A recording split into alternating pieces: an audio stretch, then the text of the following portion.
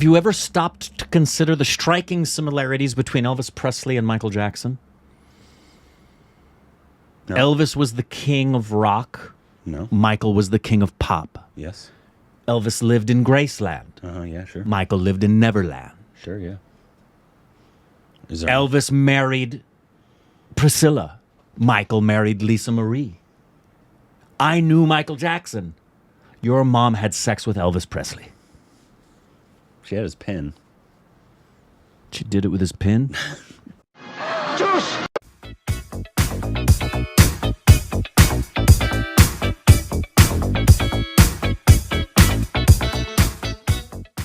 Hey, welcome back to our Stupid Reactions of Corbin. His mom's been pinned by Elvis. And you can follow us on Instagram, Twitter for more juicy content. Thanks for picture, follow, share, subscribe, the button. No, my mom's mom was a big fan of Elvis, and she had a pin that he signed with an autograph, and personally gave to her? yeah.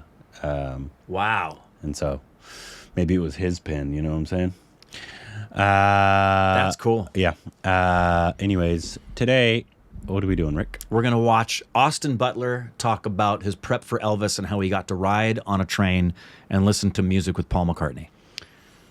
No. Oh, bummer. But close. This is a little informational video. The evidence of the sunken kingdom of Krishna.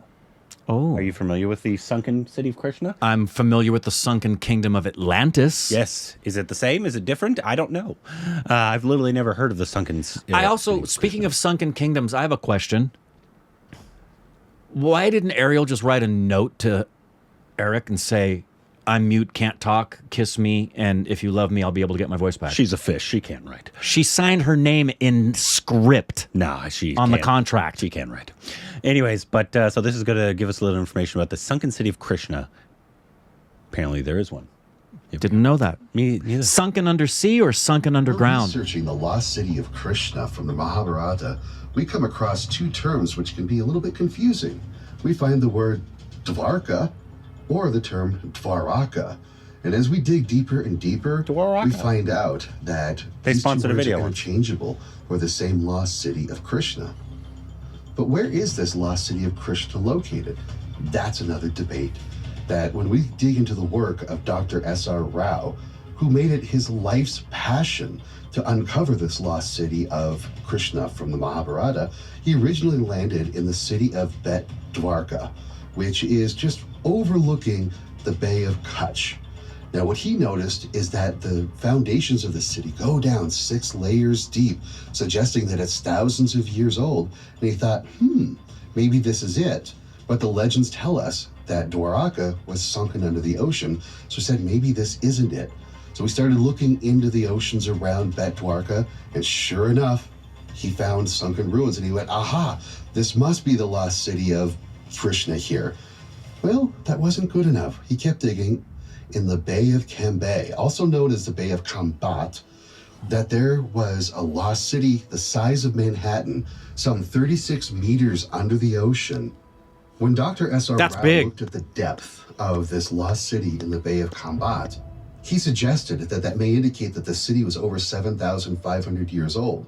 But as we look deeper into the geological record, possibly the city was sunk back in the Younger Dryas era, some 12,500 years old. So it's going to be debated how old this city is. They found some amazing artifacts at Dwarka. Right off the coast, they found different stone tools, they found different wooden tools, they found pottery, and all different types of artifacts. They brought these artifacts up, and it set the archaeological community on fire. And what really sets me off is the fact that if you look at these tools that they found, these tools could not have built this city. So now we have to ask the question, how old really is Dwarka? How many more thousands of years older than the people who stumbled across it and we discovered their tools and remnants of them, but they may have just discovered this place that was already built in ancient times, even deep antiquity. What's special about Dwarka is not only that it was home to Krishna, but that it has this fantastic description with hundreds of palaces shining like gems. It's described as sort of a paradise. So there must be something So India has enormously their own significant about the Atlantis. location Yeah. of Or is Atlantis Dwarka. based off of... It suggests that we really don't know how old, in fact, Dwarka actually is. This description leads alternative that the one that we researchers saw? to wonder, We always think is there that when we- something significant about the location of this ancient lost city of gold and jewels? When we look at Earth energies and how the Earth was tapped into as a power source, some Earth energies converge at ancient sites, and these are called alpha lines. So they have a birthing point. So if we imagine, for example, that beneath these places, energy is coming up like a fountain, really strong, like a spring, bursting through the ground, that alpha line will come up, and then it will start to flow, and they have an alpha birthing point and a termination point called an omega point. So if we imagine that the ancients would look for these birthing points of these energy currents and the termination points, they are places that have exceptional power. The legends of Dwarka claim that this was like one of the most beautiful cities in the world, made of different emeralds, gold, and crystals. It was just amazing. And also, the fact that it's been so deeply submerged in the water suggests that some kind of cataclysm or battle really did take place. And the stories of Krishna and Brahmastra. Salva may have some reality to them. In the archaeological excavations that they've done in that area, one of the things they found was a coin that dated back to 9000 BC. And it is believed that it's around this period of time that the epic of the Mahabharata took place in that area. Could this sunken pre-Diluvian city, also referred to by scholars as Dwarka in the Gulf of Kambat, be the legendary Dwarka, lost city of Krishna? According to ancient Vedic texts, this city was surrounded by water, and bridges connected this city to the mainland. Could this submerged discovery be a clue to a deeper understanding of the mythological timeline when the gods left the earth and there was a great flood and humanity started over? Krishna, in his appearance on Earth, was a member of the Yadu dynasty, and their capital was originally in a place called Mathura. And the city of Mathura was once attacked by forces led by demoniac kings. And Krishna saw that to give them a safer place to stay, he manifested the city of Dwarka. And the city of Dwarka was on an island connected to the mainland by a causeway, and it was fortified. So he moved his family members and other relatives there. When Krishna felt that his mission as an avatar who had descended onto Earth had been completed, he went back, and he decided that he would take the members of his dynasty back with him and cause his city to become unmanifest and disappear from the vision of people on Earth.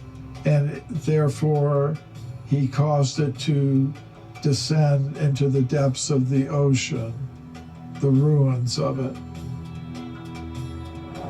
According to ancient Vedic literature, Dwarka was a beautiful city. It was on the coast, and it was the home base of the god we know as Krishna. And he would seem to have been not just a mythical character, but an actual king that ruled here in Dwarka in ancient times. When exactly, we don't know. But this same literature talks about a huge river known as the Sarasvati. And this, we know, dried up as much as 4,000 to 5,000 years ago. So the city of Dwarka must have existed before then. And it had beautiful gardens, it had beautiful courtyards, thousands of people lived there, and it was a very tranquil place. But The problem is that it would seem to have been at the center of the most hideous wars that were going on between different factions at this time. Wars that would seem to have involved what we would call today weapons of mass destruction. The Brahmastra. When Robert Oppenheimer, the father of the modern age of nuclear weapons, was asked how he felt about the detonation of the first nuclear bomb, he corrected the questioner. Not the first atomic bomb, he responded. The first atomic bomb in modern times. Could evidence here at Dwarka suggest an advanced civilization that had their hands on nuclear weapons? When you look at the wars that are in the Mahabharata, and they talk about using these weapons with this, the capability of destroying even worlds in some cases. Some of these weapons, once they were released, it said that the enemy would be defeated. There's no question, no doubt the enemy was going to be defeated. And I really think that when you analyze Dwarka, you'll find that there will be vitrified stone, vitrified rock. Even above ground where their city remains, you can find some glass in the sand. Now, the only way to turn sand into glass is through high Hyperheat. temperatures, 3,000 plus degrees. The ancient Vedic literature tells us that during the wars that took place between Krishna at Dwarka and a rival king by the name of Salwa, there were weapons that were used that devastated not just the cities, but entire armies. And that as much as 36 years after a war that supposedly only lasted about 18 days, that there was still what we would describe as some kind of nuclear winter taking place. Not just humans were being killed en masse, but animals were just falling over dead. People seemed to be covered in something that they were trying to wash off them by leaping into streams. There were talks about mutations, blinding lights that were so strong that it was like 1,000 suns. And what it strongly tells us is that the ancient Vedic cultures would appear to have had these nuclear devices that were set off and other forms of missiles that could cause incredible destruction. We know that historically the writer is being very accurate. This is important because the rest of the story sounds like a fantasy tale. We're told that Krishna, for example, traveled in the skies in his celestial chariot, his Vimana craft, and that in fact he battled with a nearby king called Salva that also possessed one of these Vimana craft, and they engaged in a war. In fact, they're shooting projectiles at one another, projectiles and missiles that appear to light up the sky during the day. And ultimately, King Salva is raining these projectiles on Dwarka, and Krishna retaliates by sending some ground-to-air missile that ultimately destroys Salva's Vimana. So with that in mind, and given the factual basis for elements in the Mahabharata, we wonder, could it be possible that Dwarka was destroyed by one of these weapons? We're told that Dwarka was destroyed by water, that it's a sunken city, it's a lost city. But what caused that sinking?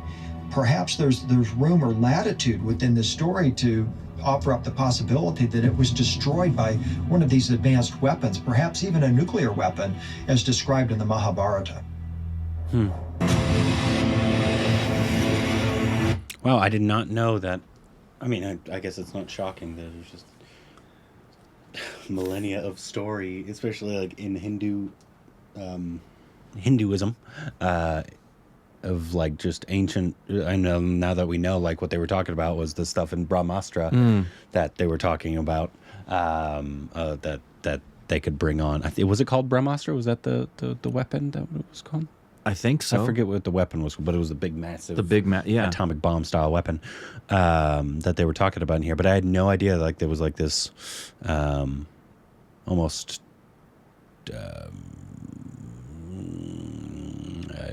forgetting the word I'm trying to lose. Atlantis style of sunken city in Indian society. I wonder how many societies have like this, the lore of Right. stuff like that. Yeah, it's fascinating. I know most civilizations known have a flood account. That's for sure. Yeah. The most fascinating part for me is the evidence, both archaeologically in terms of the glass in sand, as well as texts describing things. Were they flights of fancy, or were they what they're saying? You can't have glass in sand without extraordinarily high levels of heat. Yeah. I would love to know more and more. Yeah. That's so fascinating. Also, it feels like it could be a movie. Maybe Absolutely. Maybe they're gonna start doing it. But if they want the final voice on all of this, they really ought to contact Indiana Jones, because everyone knows Indy. It's crazy how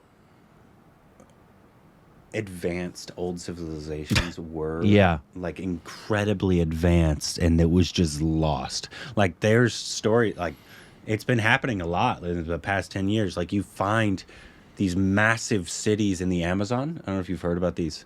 Like these massive, massive cities that were just wiped out. Like they were able to like do like these advanced style of like production and civilization, but they were completely just wiped out, and the jungle kind of just overtook them. And then we've just now starting to discover these massive cities, and well, they're saying it's because of colonization came over and brought disease, and kind of just wiped out everything out. But like the old civilizations of like Alexandria or like all these like different like India that people often just give to aliens, which I don't like, that people just always give the credit to aliens for any old civilization. But like Egypt, the stuff they were able to build in India, like there's ancient civilization were a lot smarter than we give them credit for. Like we often think, I mean, and we are probably the smartest civilization has ever been, obviously, but they were, to do what they do without the technology that we have now. Yeah. Well, and that's assuming they didn't have the technology. Just because we haven't found proof of technological advances back then that would be commiserate to ours doesn't mean they didn't exist. Yeah. So it's kind of insane. It really is. I love learning about this kind of stuff. Me too. So if there's so fascinating. If there's more stuff like this or other things that we can learn about, please let us know what those should be. Any other information we can know, let us know down below. Juice!